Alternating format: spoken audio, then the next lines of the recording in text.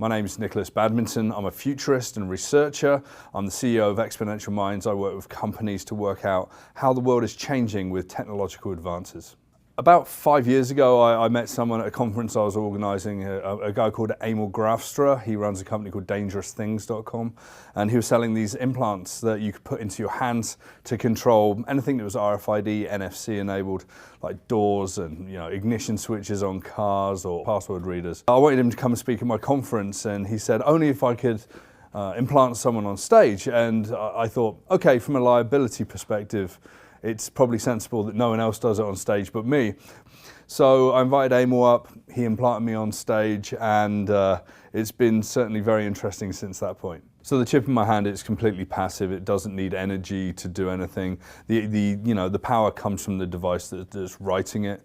It's about the size of 2 grains of rice, and what you can do is you can encode some numbers, a short URL, a very small amount of data to it using an NFC enabled device, could be like a smartphone, and then you can control other devices that can then read that. So it works exactly the same as a credit card reader. It's not a GPS device. You can't find where I am in the world. That's the question I get a lot. Thousands of people are getting it implanted because it does have a use and a utility. There are a lot of people that are very scared about this as well. I've actually had all sorts of threats via email. People literally think that you've got the mark of the devil.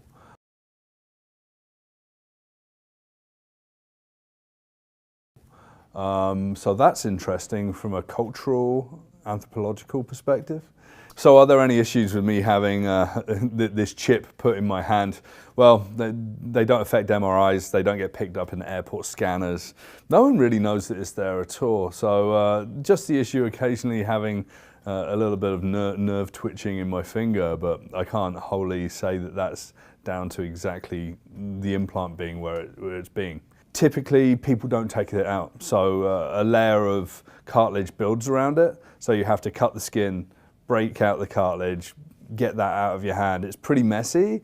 I haven't aimed to do that because it seems like too much trouble for what it's worth versus like keeping it there and being able to use it in the future.